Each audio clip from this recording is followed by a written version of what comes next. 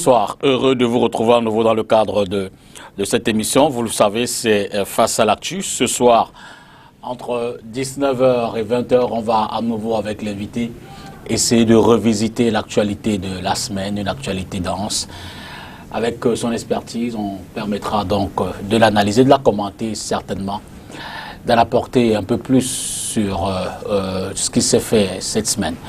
Cela dit, on parlera tour à tour de cette sortie du ministre camerounais de l'économie, du plan et de l'aménagement du territoire.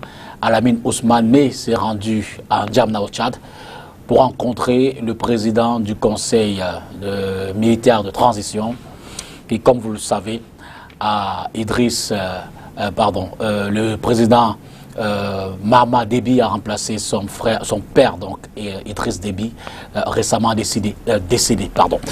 On parlera également des enjeux du prochain sommet de la SMAC. La commission de cette institution, la Communauté économique et monétaire de l'Afrique centrale, s'est récemment réunie, évidemment, pour essayer de mettre sur la table les problématiques économiques de la sous-région. Nous reviendrons sur cette sortie du ministre délégué à la présidence chargée de la Défense, qui était à l'ouest Cameroun, pour évidemment remobiliser les troupes et davantage passer un message de sérénité. Vous le savez également, cette semaine a été la semaine de la Tabaski, la fête musulmane qui a été célébrée lundi dernier. Et on parlera enfin de la Covid pour comprendre les enjeux politiques de cette pandémie qui fait mal à travers le monde. On en est à plusieurs vaccins déjà. Le Cameroun a d'ailleurs reçu cette semaine un peu plus de 300 000 vaccins, dit Johnson & Johnson, le vaccin américain qui est arrivé pour soutenir ce qu'il y avait déjà. Parce qu'on parle donc de géostratégie, de géopolitique, l'invité de ce soir est un spécialiste de cette question-là. Il est conseiller politique auprès des Nations Unies avec pour siège New York, même si c'est un globe-trotter, un voyageur, Haïti, la Côte d'Ivoire, la RCA et bien d'autres pays en Afrique et ailleurs. Il les connaît du bout des doigts. Et c'est d'ailleurs sous cette expertise qu'on va essayer de mener l'analyse de ce soir. Lui, c'est Simon Pascal Alain Andy. Il est dans ce studio. Bonsoir Simon. Bonsoir Dépita. Merci infiniment d'être des nôtres. Vous êtes de passage au Cameroun, c'est pas régulier, mais on essaie de vous avoir aussi autant que l'on peut lorsque vous êtes là. Oui, toujours dans des circonstances assez particulières, absolument, mais qui en disent un peu long sur l'intérêt que je porte à votre chaîne et puis à vos activités journalistiques. Ce n'est d'ailleurs pas la première fois, évidemment, que vous nous faites l'amitié d'être sur ce plateau, mais je le disais, vous êtes une autre curiosité, hein. Une opération de l'œil, une tumeur, une greffe à Singapour que vous subissez, et pourtant vous êtes une matière grise qui siège à New York. Non, enfin disons que nous vivons une époque assez particulière où le secret médical qui faisait partie d'un des piliers déontologiques de la pratique médicale est en train de subir aujourd'hui de sérieux coups de canif et une remise en cause fondamentale qui nous installe dans une transition assez obscure vers une société du contrôle où plus rien ne sera caché. Bientôt, nous serons obligés dans les restaurants de Douala ou même pour aller chez son voisin d'avoir la totalité de son dossier médical en main. Mais tout ça pour dire que la vie, elle est extrêmement fragile, mais elle est aussi à la fois exaltante. Après tout, elle n'est pas très longue pour certains d'entre nous. Donc le plus important, c'est de se concentrer sur ce que nous pouvons apporter, qui restera et qui transcendra les générations à venir. Avant peut-être de nous concentrer sur l'Afrique centrale, puisqu'on en parlera tout à l'heure, je voudrais prendre votre commentaire, votre réaction sur deux faits majeurs.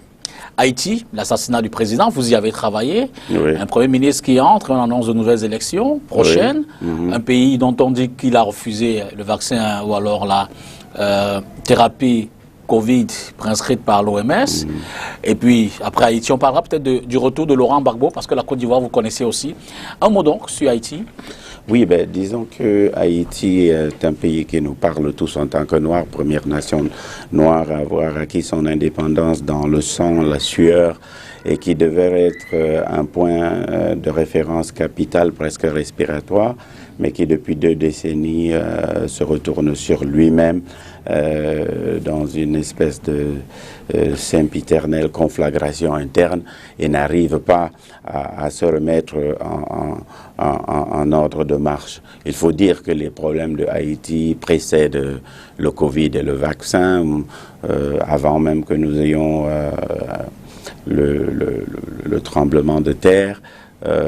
On avait une activité déstabilisatrice assez importante des gangs. On avait une sorte de suffocation internationale qui n'a jamais finalement permis à ce pays de pouvoir se gouverner de manière endogène, d'être lui-même. Vous connaissez cette histoire relative à l'impôt colonial qu'il a dû payer à l'État français pendant des décennies. On a aussi en 1915 le fait que l'ensemble des réserves d'or ont été pillées et transférées à la Banque fédérale à New York, et l'incapacité donc à mettre en place un système politique qui permette à la majorité des gens d'accéder à une prospérité minimale. C'est donc un problème, et c'est donc un pays qui, de par ses déficiences structurelles nombreuses, nous parle, et cet énième assassinat abominable qu'il faut condamner plonge le pays de nouveau dans une forme d'incertitude. J'ai néanmoins bon espoir que sans faire de prospective politique excessivement optimiste, avec la diaspora haïtienne présente à Miami et un peu partout aux États-Unis, il y a des plateformes qui sont en train de se mettre en place et qui pourront proposer des partenariats stratégiques pour réarticuler, réorganiser l'État haïtien pour qu'il produise enfin un cadre qui permettra aux nombreux Haïtiens qui ne demandent que cela d'accéder à la possibilité du bonheur. D'accord. Et sur la Côte d'Ivoire, le retour de Laurent Gbagbo, qui entre-temps a rencontré l'ancien président Henri Konan Bédié, qui envisage de rencontrer Alassane Ouattara, dans un contexte quand même relativement lourd, hein, s'agissant de la situation politique de ce pays-là. Oui, je pense que le sort du président était plus ou moins scellé avec son départ brutal du pouvoir, après des élections assez controversées. Et son retour est quand même une victoire assez importante de la résilience que de nombreux Africains qui se sont battus pour ce que nous pourrions appeler la verticalité, c'est-à-dire le droit d'être debout, d'être digne et d'être accepté dans la famille humaine, soit respecté. Je crois que son combat est tout à fait honorable. Il me semble néanmoins pourtant que nous sommes en pleine distraction et que s'il n'y a pas un correcteur décisif, le legs politique éminent qui doit être le sien risque d'être dilué dans une série d'affaires périphériques qui n'ont rien à voir avec le statut et la grandeur de l'homme que nous respectons. Gbagbo pourrait-il revenir au pouvoir en Côte d'Ivoire? C'est de la pure spéculation. Et vous, comme vous le savez plus que moi, la spéculation, c'est la fille adultérine du déficit d'information et du manque de connaissances. D'accord. Prenons donc ce premier reportage qui va nous permettre d'entrer dans le thème, du moins l'une des thématiques qu'on va développer ce soir. Je l'ai dit à l'entrée, le ministre Alamine Ousmane Mey s'est rendu à N'Djamena au Tchad pour rencontrer là-bas le président du Conseil militaire de transition, nouvellement arrivé au pouvoir après le décès de son père Idriss Déby. Non, suivez plutôt.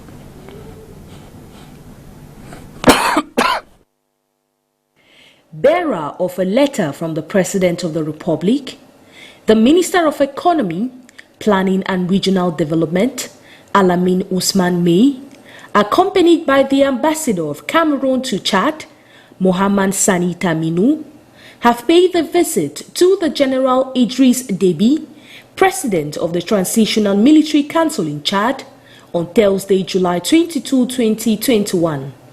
Et il se trouve tout simplement que la pandémie du Covid-19 depuis For some time now, les crises the COVID-19 sécuritaires, pandemic depuis since un certain 2020 temps, and the sont different en train de insecurity fragiliser crises toutes are weakening les all the performances advancements que we nous have avons pu made. développer. So Donc, de traditionally, tradition, head les of chefs state will d'État have a se consultation concertent meeting pour in évaluer order la to evaluate the situation envisager des and come up solutions, with des possible mesures. Il me solutions. semble que That's c'est why dans head ce of states are cadre-là meeting que up. les chefs d'État de la CEMAC sont en train de se concerter. The emissary of the head of states, Paul Biya, president of the Conference of Head of States of the CEMAC region, carried an invitation to take part in the extraordinary summit of CEMAC to be held virtually on August 17, 2021.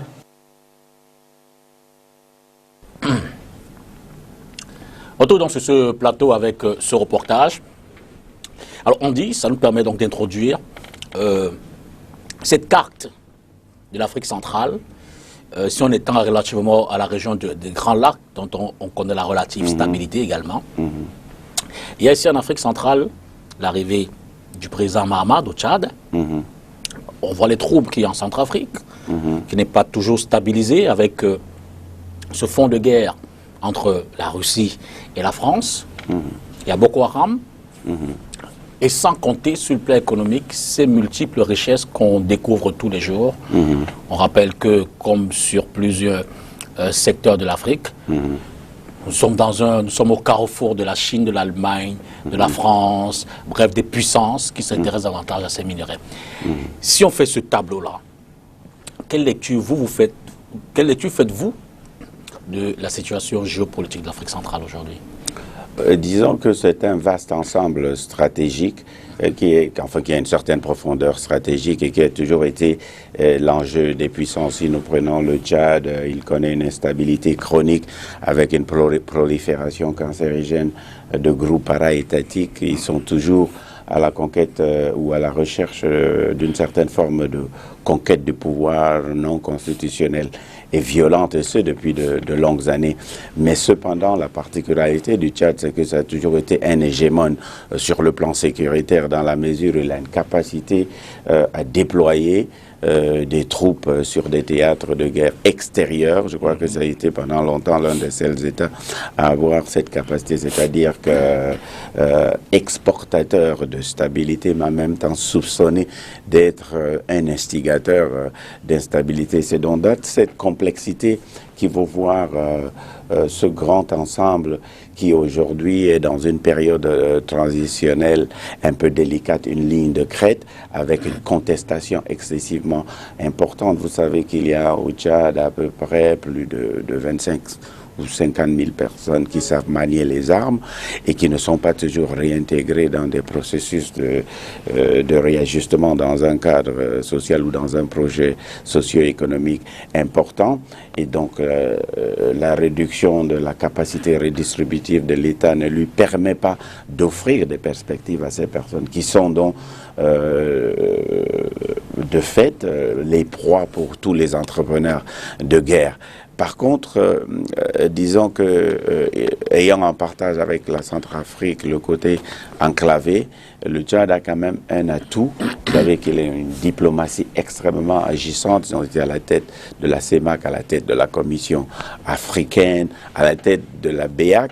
Et donc ça montre quand même qu'il y a une organisation politique de l'État qui a une certaine forme de compétence. Il faut ajouter à cela un certain nombre de jeunes loups de la politique comme Masra, qui sont bien outillés, qui connaissent, qui tutoient le monde, pour utiliser une expression géopolitique, qui sont en conversation avec la planète et qui peuvent donc, dans une forme de coalition, permettre au Tchad de retrouver d'abord la quiétude, de se réorganiser, de se restructurer et de continuer à jouer un rôle important.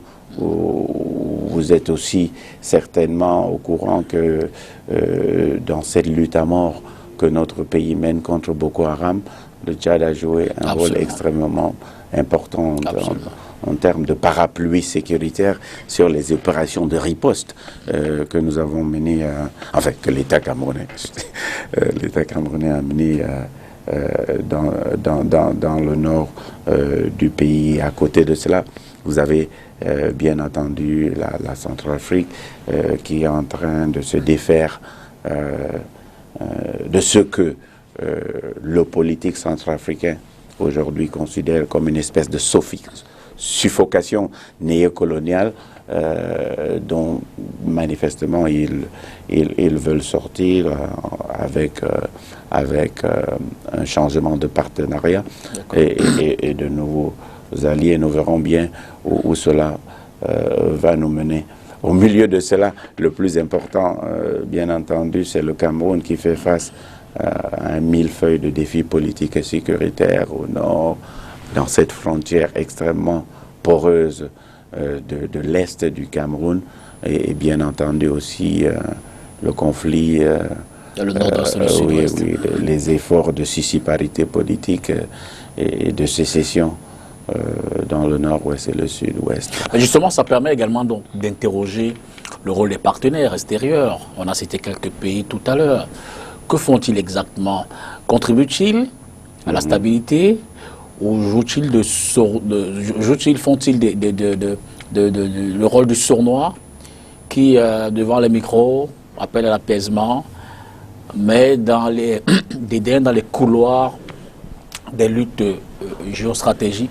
Quel est leur rôle exact? Non, ce n'est pas à moi de définir le rôle, mais je peux faire une lecture à partir de votre question et de dire que nous vivons un moment qui est un peu un accélérateur de l'histoire dans une forme de transition. Dans cette transition-là, quelle est la question fondamentale devant cette instabilité quasi chronique qui s'installe un peu partout et cette volonté de défaire des ensembles qui semblaient plus ou moins solides? La question centrale, c'est quelle est la problématique politique centrale de l'heure? Et il me semble qu'à partir de ce que vous venez de décrire, s'agissant des partenaires internationaux, la question centrale de l'heure, c'est la souveraineté et c'est la libération des États, c'est-à-dire l'accession, enfin, à une seconde vague d'indépendance pour l'ensemble de tous ces États, pour qu'ils puissent devenir auto-entretenus, qu'ils puissent se gouverner eux-mêmes. Et je pense que la problématique devient d'autant plus importante qu'aucune des partis politiques agissantes sur la scène à travers tous ces pays ne semble le comprendre.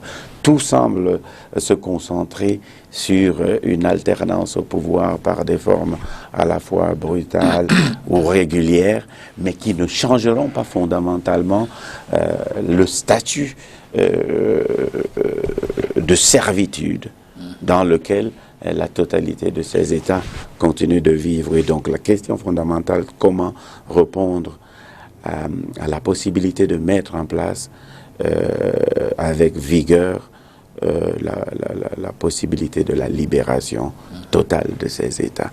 Et après, donc, le rôle des partenaires deviendra périphérique. Au-delà de la question centrale, dans la projection, donc, comment on aborde cette problématique-là? Comment devient-on véritablement indépendant, si tant il est que c'est l'enjeu? Ces États, sur le plan évidemment politique, économique et tous les autres. Je pense qu'on peut utiliser différents outils. D'accord. Si on veut utiliser l'histoire, vous savez que l'impulsion fondamentale du début des luttes pour l'indépendance s'est faite à la faveur de la Deuxième Guerre mondiale. Que dans une Europe qui était complètement défaite, où notamment un certain nombre d'élites s'étaient adonnées à la collaboration et c'était tout simplement aplati, des Africains qui se battent sur tous ces théâtres-là voient soudain des représentants de la coloniale et des adjudants de la coloniale qui n'avaient plus leur superbe. Et cela va être un accélérateur, puisque vous savez qu'au Cameroun, par exemple, le mouvement syndical prend une vigueur après la Seconde Guerre mondiale. Et il me semble que la crise que nous traversons actuellement, la crise planétaire sanitaire aujourd'hui, fait partie d'un de ces accélérateurs de l'histoire qui peut permettre aux Africains de réinventer des solutions endogènes, de réponse et de riposte à cette crise. Donc, saisir les opportunités pour se réinventer un destin politique, inventer une nouvelle idée politique, d'ailleurs, de l'Afrique, réorganiser ces États, pour utiliser un vieux mot en cours dans cette non moins vieille organisation qui était l'OUA, les États hérités de la colonisation, comment les réinventer, comment... Justement, je voulais introduire une autre question, si ce n'est pas trop schématisé, si ce n'est pas trop virtuel, ce que vous dites, concrètement, comment ça se matérialise? Oui, mais vous me demandez de proposer un plan politique. Concrètement, c'est déjà d'user de sa capacité créatrice, de ne pas sombrer au refus de l'intelligence et de croire que une autre société est possible et qui est adaptée aux réalités de notre continent et aux réalités les plus pressantes de nos populations, notamment la forte demande sociale. Et ça se passe par la réorganisation de la structure de l'État. Quelqu'un me disait que dans un colloque, quand on regarde aujourd'hui notre démocratie se réduit à de l'électoralisme. Nous en avions parlé déjà, à savoir que l'élection est devenue presque la cocaïne du système international, dans le sens où la cocaïne vous fait planer, mais elle finit toujours par vous tuer. Et donc ça ne peut pas être la clé. Enfin, disons... la seule clé de lecture pour déterminer de la capacité à la bonne gouvernance d'une société. Mais nous avons aussi des sociétés qui ont une histoire sociologique assez particulière qui, disons-le franchement, cadre mal avec cet État dont on se gargarise, cet État moderne dont on se gargarise. Et je pense qu'il y a suffisamment d'intelligence en notre sein pour réorganiser nos sociétés de façon que l'État continue à jouer son rôle d'arbitre, mais aussi son rôle redistributeur, mais aussi protecteur, pour permettre à l'initiative et à l'idée de devenir maîtresse dans la refondation de cette nouvelle société que nous appelons de tous nos voeux. Et ça, ce n'est pas de l'utopie quand on voit la très grande intelligence et la présence de penseurs que nous avons sur la scène, non seulement académique, politique, mais aussi intellectuelle du Cameroun. Allons suivre le deuxième reportage de cette émission. Il nous conduit, du moins nous restons en Afrique centrale, mais davantage sur des questions économiques. Et je l'ai dit, la commission de la CEMAC, donc la communauté économique et monétaire de l'Afrique centrale, s'est récemment réunie en vue de préparer le prochain sommet des chefs d'État. Un sommet qui tablera davantage sur les problématiques économiques. Suivez ce reportage.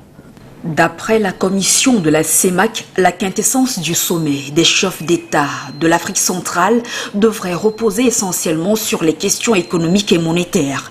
L'objectif étant de définir de manière concertée une nouvelle stratégie régionale pour une sortie de crise des États, maintenir les économies sous-régionales sur la voie du développement durable et inclusif. C'est ce qu'a indiqué le président de la commission de la CEMAC dans un récent communiqué rendu public au terme d'une réunion de la commission de la CEMAC tenue le 12 juillet dernier à Malabo, la capitale politique de la Guinée équatoriale. Cette rencontre qui s'est tenue au pays de Teodoro Obiang-Nguema visait donc à préparer l'ensemble des dossiers à soumettre aux 6 chefs d'État de l'Afrique centrale. L'évaluation de la situation macroéconomique de la CEMAC en contexte de pandémie du Covid-19 et l'analyse des mesures de redressement sont également d'autres sujets pressentis à l'ordre du jour de cette réunion de haut niveau. Le professeur Daniel Onaondo, le président de la commission de la CEMAC, a par conséquent instruit ses équipes de mettre en place une coordination technique en collaboration avec le programme de réforme économique, la Banque des États de l'Afrique centrale BEAC et l'Organisation de coordination et de coopération pour la lutte contre les grandes endémies en Afrique centrale OCEAC en vue d'une bonne préparation des dossiers. Seront passés en revue le rôle des banques dans le financement de l'économie sous-régionale en période de Covid-19, l'harmonisation des conditions fiscales et douanières, les réserves de change, l'avenir du franc CFA, l'accélération de la mise en œuvre des projets intégrateurs, le parachèvement de la fusion des 2 marchés financiers de la sous-région, la revue des programmes économiques et financiers soutenus par le Fonds monétaire international. À en croire le professeur Daniel Ona-Ondo, ce sommet aura donc une forte connotation économique qui annonce par ailleurs la prise de mesures fortes par les 6 chefs d'État de la CEMAC. Voilà donc pour définitivement sortir de l'Afrique centrale, on va dire un mot sur ces problématiques économiques. Un environnement où la libre circulation est un schéma complexe, l'harmonisation des prix dans les différents pays, des différentes matières, c'est une autre problématique suffisamment complexe. Le passeport CEMAC, on en a parlé, qui n'est pas une réalité. On parlait de la libre circulation, donc à cet effet. Comment rendre tout ce bloc-là, sous-régional, en une entité unique qui parle économiquement de la même voie, qui sait peut-être pour en profiter ensemble? Non, mais vous avez parlé de nombreuses déficiences, c'est-à-dire l'incapacité de l'organisation à mettre en œuvre l'ensemble des décisions qui sont prises durant les différents sommets. Mais ça, c'est une problématique structurelle et je crois qu'il appartient aux responsables de cette entité régionale et aux spécialistes de l'économie dont je ne suis pas d'apporter des réponses. Mais ce que je peux dire et que l'on peut relier à la politique, c'est qu'assez souvent lorsqu'on parle de la CEMAC, un certain nombre de voix importantes et lucides s'élèvent pour dire que les problèmes que vous avez certes posés sont relativement importants, mais que tant qu'on ne se sera pas débarrassé de ce que d'aucuns appellent cette monnaie luciférienne, les autres problèmes semblent bien périphériques. D'accord. Retour au Cameroun pour parler de cette sortie du ministre de la Défense dans la région de l'Ouest. Le ministre délégué à la présidence donc a effectué une tournée de travail dans cette localité du pays, davantage pour parler aux hommes en tenue. Suivez ce reportage. Sur le terrain, la situation sécuritaire telle que présentée par les chefs terriens la monte. Le département de Bamboutos, voisin à la région du Nord-Ouest, essuie régulièrement depuis 2016 des attaques séparatistes causant d'importants dégâts humains et matériels. Lors de l'avant-dernière attaque, je suis venu à Minfoum, précisément dans la nuit du 29 au 30 avril. Il y a eu des représailles, notamment sur la personne du président du comité de banque de Galim, qui a vu sa maison incendiée. Le Noun-et-la-Menois, qui partage aussi des frontières avec le Nord-Ouest, sont sujets à des menaces séparatistes à répétition auxquelles s'ajoute la montée inquiétante du grand banditisme.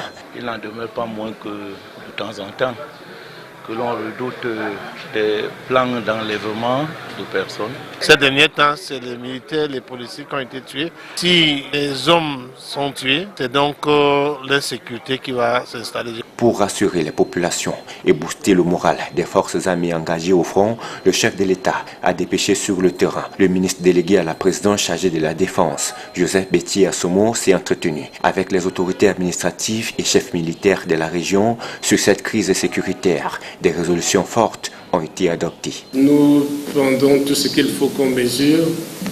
Nous renforcerons ce qu'il faut en effectif et en moyens. Et nous allons suivre de très très près cette situation parce qu'il est hors de question de laisser, n'est-ce pas, le péril sécuritaire que nous avons dans les régions du sud-ouest et du nord-ouest, que ce péril migre dans la région de l'ouest. Aussi, des comités de vigilance seront créés et renforcés. Les chefs supérieurs, élites et populations seront davantage associés pour la sécurisation complète de la région de l'Ouest afin de mettre en exergue le concept armée-nation. Voilà donc le ministre délégué à la présidence chargé de la Défense qui revient de cette mission, Joseph Béti-Assomo, ce qui nous introduit en un mot la situation sécuritaire dans la région du Nord-Ouest et du Sud-Ouest. Vous faites partie de ceux qui sont optimistes. Vous vous dites, au regard de l'évolution de cette situation-là? Non, moi,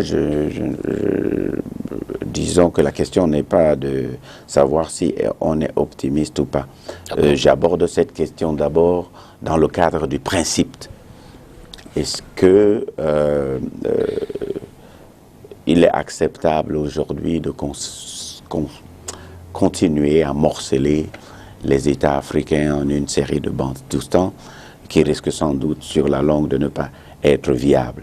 C'est la question de principe. Et à cette question de principe, il me semble que tous les efforts doivent être mis en branle pour faire en sorte que le pays garde en tout cas une certaine forme d'unité. Ce qui n'empêche pas par ailleurs de regarder de près les griefs qui ont été évoqués, qui sont à l'origine de cette tragédie qui perdure. Mais j'ai simplement peur que, en détricotant la péréquation, c'est-à-dire qu'en compartimentalisant les revendications sur une base identitaire, nous ne puissions allumer plusieurs foyers à travers tout le pays qui pourraient simplement aboutir à la dislocation de l'ensemble Cameroun tel qu'on le connaît. Et ça serait simplement une recette pour la catastrophe.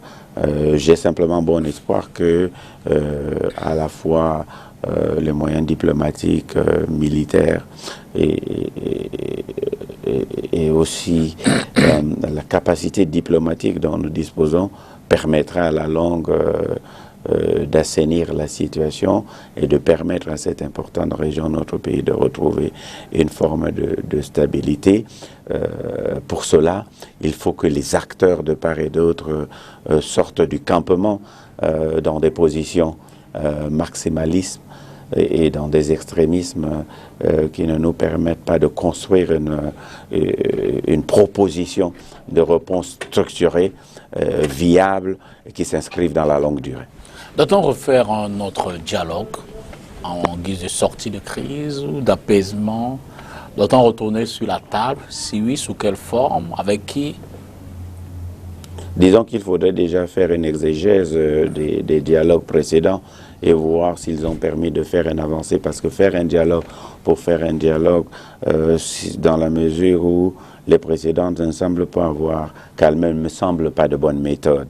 Donc, est-ce que nous sommes en mesure de faire cette exégèse-là? La deuxième chose, c'est toujours cette problématique sempiternelle du choix des acteurs.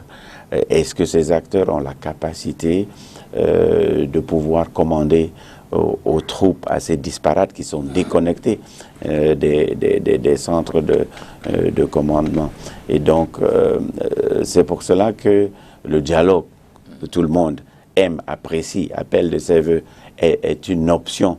Mais s'il faut faire un énième dialogue qui va aboutir encore à un résultat qui se traduit par une situation délétère à la fois sur le plan sécuritaire, social, avec des milliers de réfugiés internes et externes, une insécurité humaine. Vous savez que la sécurité humaine, c'est l'absence de la peur du manque et l'absence de la peur de se faire tuer.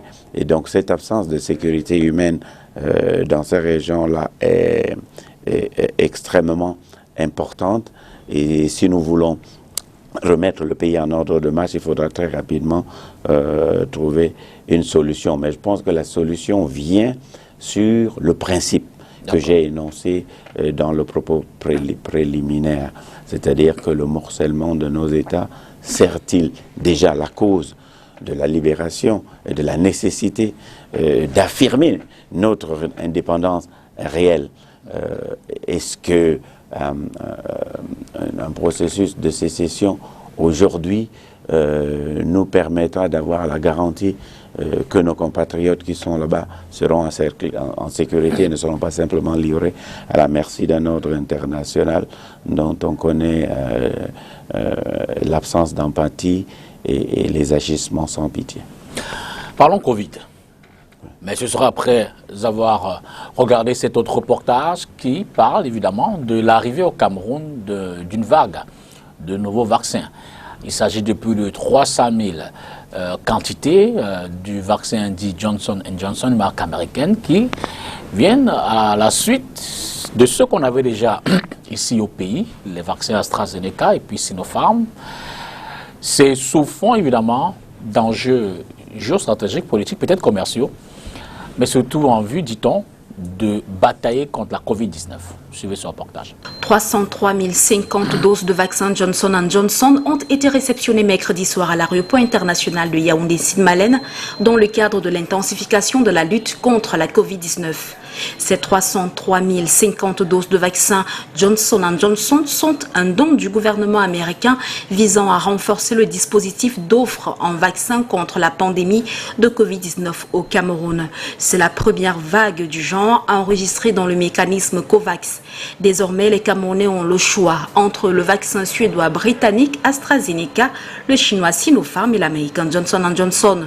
Pour les autorités, cette palette de choix va certainement donner un coup de pouce à la campagne de vaccination en cours depuis avril dernier sur l'ensemble du territoire national. Entre le 7 et le 17 juillet, la campagne intensive de vaccination organisée a permis de vacciner près de 310 000 personnes seulement en 10 jours. Selon le ministre de la Santé publique, le Dr Manaouda Malachi, 254 000 personnes ont reçu leur première dose et 56 000 la deuxième dose. Selon les chiffres officiels, le Cameroun a enregistré 81 467 cas positifs de Covid, dont 1 338 décès. Rappelons que le vaccin Johnson & Johnson ne se prend qu'en une seule dose, contrairement aux autres. Alors on le sait, ces vaccins n'ont pas définitivement convaincu sur le plan sanitaire, même si les États, les spécialistes encouragent de se vacciner, disent-ils. C'est l'unique et la seule et la meilleure option en vue de batailler, de combattre, je veux dire, cette pandémie. Mais on sait également qu'il y a des enjeux économiques. Chaque puissance, si on peut le dire ainsi, s'organise pour avoir son propre vaccin et le déployer à travers le monde, sous fond qui c'est peut-être d'enjeux commerciaux, parce que les grands laboratoires, évidemment, sont dans cette bataille-là. Sur le plan, justement, j'ai failli dire des enjeux politiques. Est-ce que cette pandémie ne vient pas, qui sait peut-être, renforcer le positionnement des États qui le sont déjà, les grandes puissances, ou affaiblir ceux qui ne vont pas à la bataille du vaccin, sous-entendu que c'est peut-être derrière ce vaccin-là que les uns et les autres devraient se singulariser dans le cadre de la lutte? Oui, disons que moi je m'intéresse à cette question-là par rapport justement à la géopolitique et de voir qu'est-ce que nous vivons en ce moment. D'abord, le pouvoir égalisateur du sanitaire, c'est-à-dire qu'aujourd'hui, la puissance, d'une certaine manière, qui résidait dans l'atome, la maîtrise de l'atome, est aujourd'hui aussi en égale importance dans la capacité que l'on a de pouvoir projeter sa puissance sanitaire à travers le monde. Et nous voyons d'ailleurs que un pays comme Cuba était capable d'envoyer des médecins dans cette période-là. Ceci pour dire que l'un des éléments saillants de la période assez trouble que nous vivons, c'est peut-être la fin de la déférence que nous avions vis-à-vis de l'Occident, qui a commencé au XVIe siècle avec la création de l'État westphalien, mais qui s'est maintenu tout au long des siècles, que cette fin de la déférence vis-à-vis de l'Occident, à l'occasion de la gestion inepte de la riposte au Covid, a permis donc de consacrer un mouvement qui était déjà en place, la réorientation, ce que l'inventeur du soft power, Joseph Nye, appelle, disons, la réorientation vers l'Asie. Donc ça, c'est le premier élément. Cette défaite de l'Occident dans la gestion de la crise, disons, dans les premiers instants. Vous savez, Jean-François Revel, qui est pour moi un immense penseur, le dernier penseur sans doute de la droite dure, a écrit un livre en 1982 qui disait comment les démocraties finissent. Et dans ce livre, il avait, dans une forme de prospective politique, annoncé le fait que les démocraties ne seraient que des moments, disons, passagers l'histoire des sociétés politiques et que par une forme de sourde entropie dont nous serions tous les acteurs, le totalitarisme deviendrait le destin de la planète. Et ça, c'est ce qui ressort un peu lorsque vous voyez cette évolution dans ce que moi j'appelle une évolution vers des formes d'ineptocratie totalitaire à tendance concentrationnaire qui s'installe en Europe lorsque la société du contrôle total et des sociétés de plus en plus liberticides qui en même temps avouent de penchants pervers et l'attrait qu'ils avaient pour ceux qu'ils ont appelés autrefois les dictateurs, notamment en Afrique. Mais cette société du contrôle total liberticide annonce une certaine fragilité et la démocratie telle que l'on la connaît en Occident ne sortira pas indemne de cette épreuve profonde. On ne peut pas énumérer aujourd'hui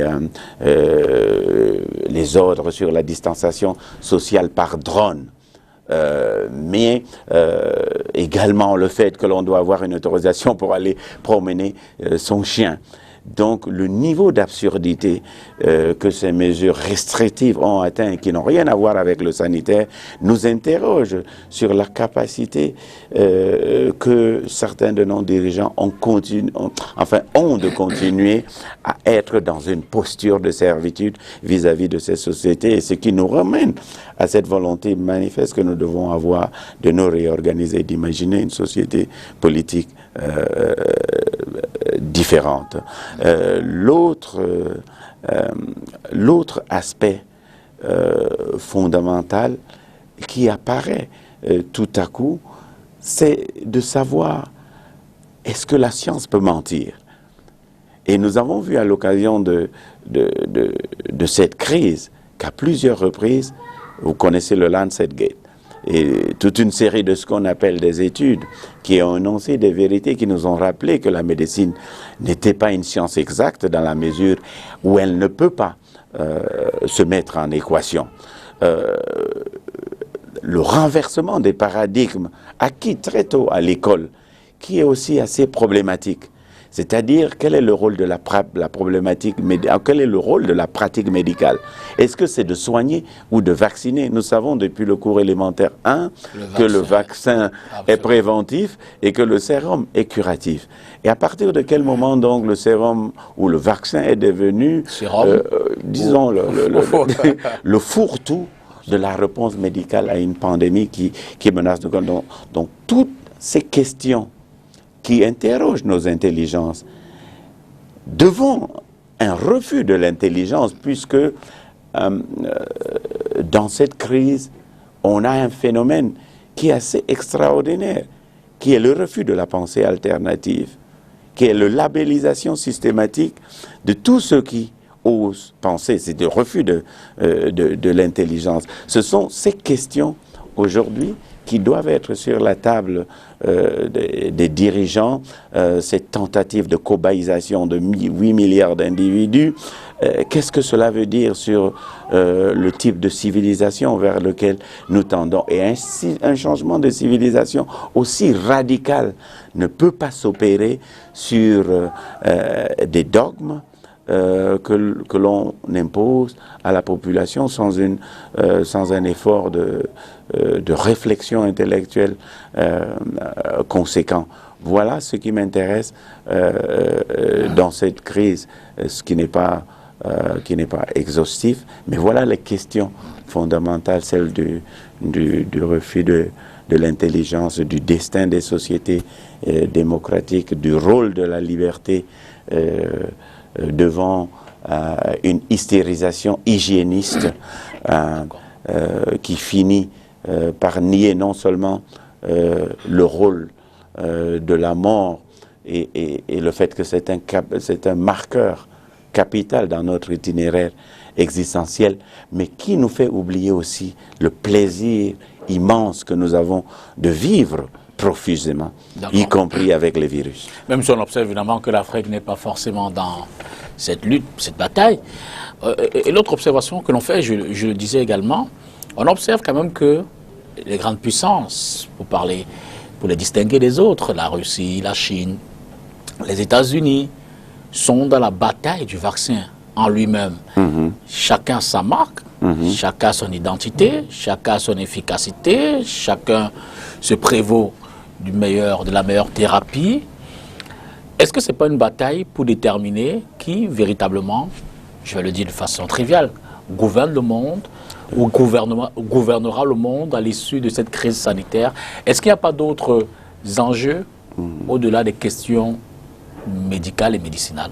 Non, la recherche médicale aujourd'hui est essentiellement au cœur de la conception de la notion de puissance dans le système international. On raconte cette vieille anecdote entre Khrouchtchev et un dirigeant chinois lorsque les Chinois moquaient l'Union soviétique. Khrouchtchev avait répondu par cette formule restée célèbre: oui, l'Union soviétique est certes un tigre de papier, mais un tigre avec des dents atomiques. Il me semble que il me semble aujourd'hui que ceux qui détiennent la recherche, enfin les clés de la recherche sur les questions médicales, vont atteindre une puissance égale à ceux qui étaient hier détenteurs uniquement de la bombe atomique, ce qui nous permet, non pas pour le mettre sur le même plan, d'explorer avec un certain sérieux les possibilités de notre pharmacopée locale. Absolument. Vous savez que nous avons été affrontés depuis des siècles à la dévastation des infections parmi les plus terribles, et que cela aurait pu nous donner l'occasion nous-mêmes de développer la recherche dans tous ces domaines-là, et d'avoir aujourd'hui une œuvre médicale, médicinale capable de compétir avec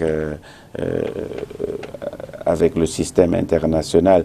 Mais nous devons aussi rappeler que dans le cadre de ce que d'aucuns ont appelé l'imbécilité de l'anthropologie coloniale, des vaccins et un certain nombre de mixtures ont causé de la dévastation sur une grande ampleur. Vous avez entendu parler certainement de la lomidine dans la région de l'Est. Dans cet équilibre précaire entre la prudence et la nécessité de nous penser en termes créatifs comme producteurs de savoir, que doit s'inscrire l'Afrique de demain. L'Afrique de demain pour laquelle nous voulons cette souveraineté que j'ai énoncée à plusieurs reprises et dont j'ai émaillé mon propos. Nous entamons la dernière ligne droite de cette émission. On va parler de la diaspora, mais avant, revivons ces moments intenses de foi et de prière. Ces moments vécus par la communauté musulmane à l'occasion de la fête de la Tabaski de 2021. Une fête marquée évidemment par la Covid, pour laquelle cette pandémie, un dispositif particulier a été pris pour permettre aux fidèles de se réunir et vivre la foi ensemble. C'est ici, à l'esplanade du stade omnisport de Yaoundé, que l'imam principal de la mosquée centrale d'Issos a conduit la prière du jour. Celle consacrée à la célébration de l'une des fêtes les plus importantes du calendrier musulman. Il s'agit de l'Aïd el-Kébir, aussi connue comme la fête du sacrifice. Voici le principal message adressé aux fidèles musulmans. Le message de ce jour, d'abord, on donne le conseil à tous les fidèles qui vont aller égorger leur sacrifice. On leur dit comment on va partager.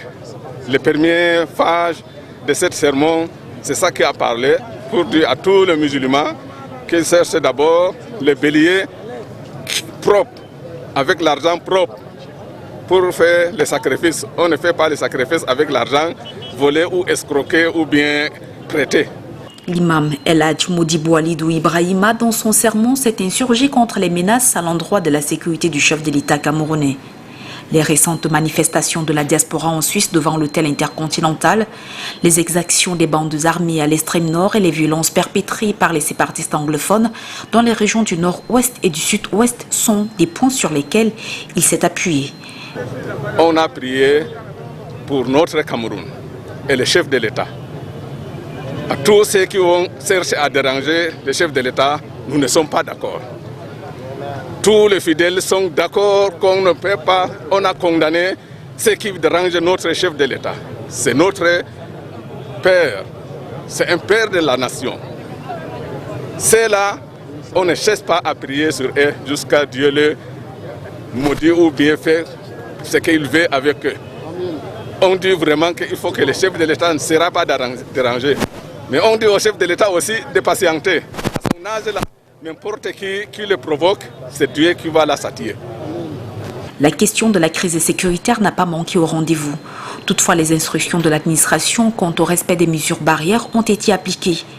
Et de nombreux fidèles ont saisi l'occasion de cette prière pour remercier Allah de les avoir tenus à l'abri et surtout protéger leur famille.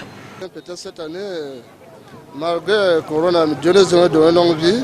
Et j'aimerais souhaiter une longue vie à notre Père, à notre Papa de la nation, qu'il ne se crée pas toutes les nations canonnées avec lui. Et en plus, je dis à nos frères que la guerre, le désordre n'est pas bon. La paix n'a pas de prix. Regardez la Côte d'Ivoire, c'est ce qui s'est passé au Gabon. On soit la paix, ça n'a pas de prix. Qu'on arrête ça. Qui dit fête dit également embrassade et rassemblement, que ce soit en famille ou dans les différentes mosquées. Les festivités de la fête de la Tabaski dureront 4 jours et se termineront ainsi le vendredi 23 juillet 2021. Barkhada Sallah à nouveau. Peut-être un dernier mot, cette fête marquée quand même par la Covid, cette pandémie qui s'est invitée. Oui, mais sur la fête, je ne suis pas commentateur. Non, je suis davantage Covid, si vous voulez. Ah oui, non. En un mot. oui.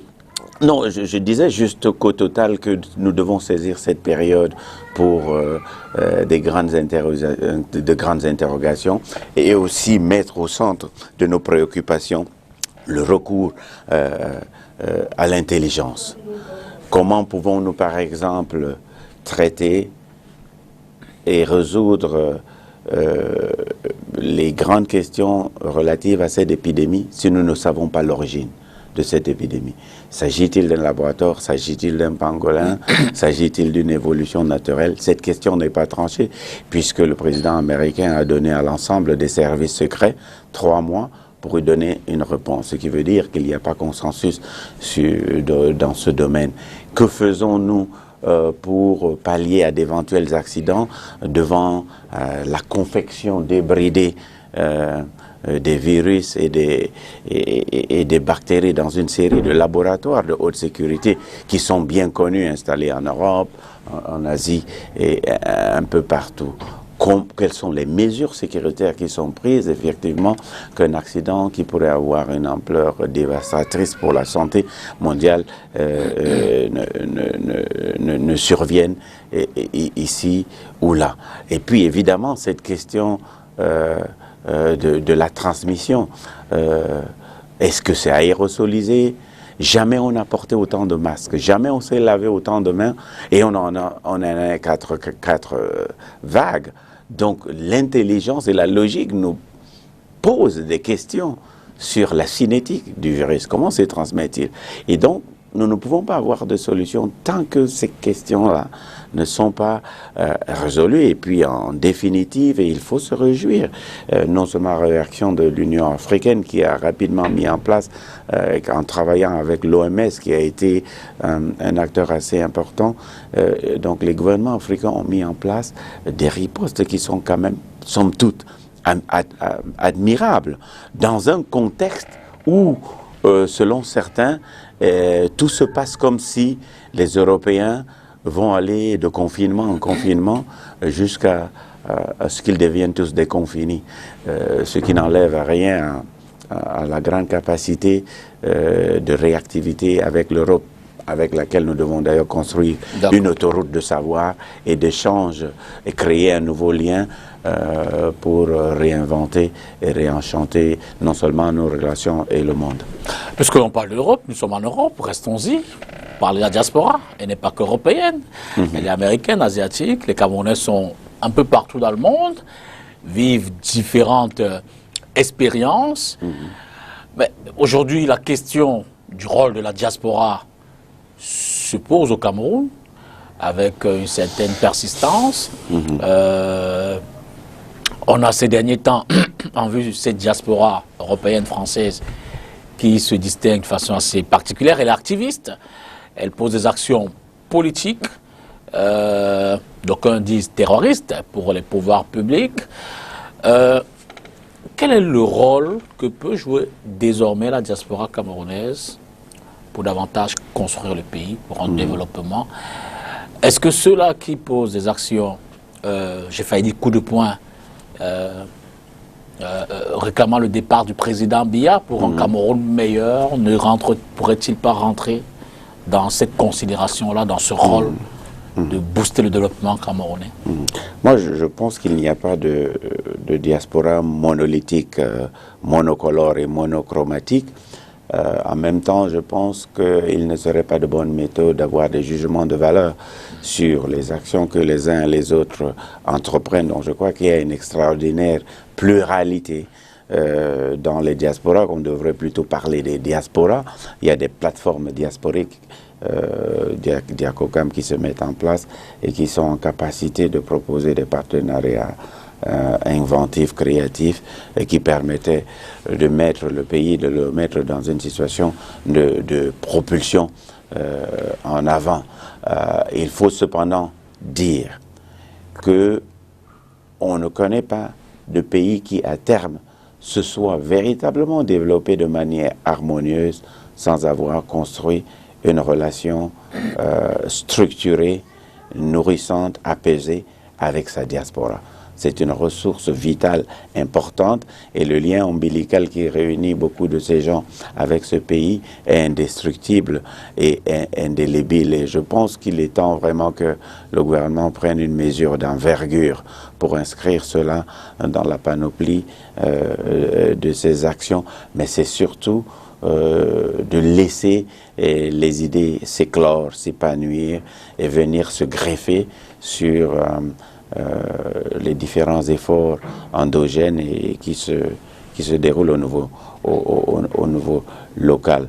Et donc dans cette multiplicité d'initiatives, il peut y avoir des débordements, mais je pense que tout ce qui réunit l'ensemble des Camerounais, je crois que c'est un amour indéfectible, le désir d'un avenir meilleur. Et je crois que c'est dans ce contexte-là qu'il faut le comprendre, parce que nous ne nous développerons pas dans la segmentation des populations en catégories, mais de trouver plutôt la formule magique qui peut nous permettre de mutualiser nos énergies collectives respectives pour redonner à ce pays sa véritable dimension internationale. D'accord. Ben, je voudrais vous dire merci, Simon Pascal Alain Andy, d'être à nouveau venir décrypter un peu ce qui se fait à travers le monde, dont l'impact peut se ressentir ici, dans cette émission.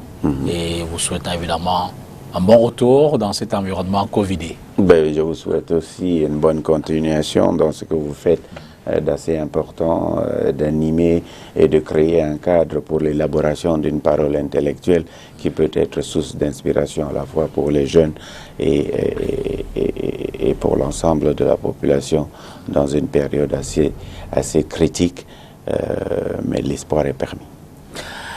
Madame, monsieur, merci également à vous d'être resté regarder cette autre édition de Face à l'actu. C'était d'ailleurs la dernière du mois de juillet. Dimanche prochain, nous en serons à une autre édition dans un nouveau mois. Bonsoir, bon dimanche et surtout bon début de semaine. Demain, c'est lundi. OK. Bye.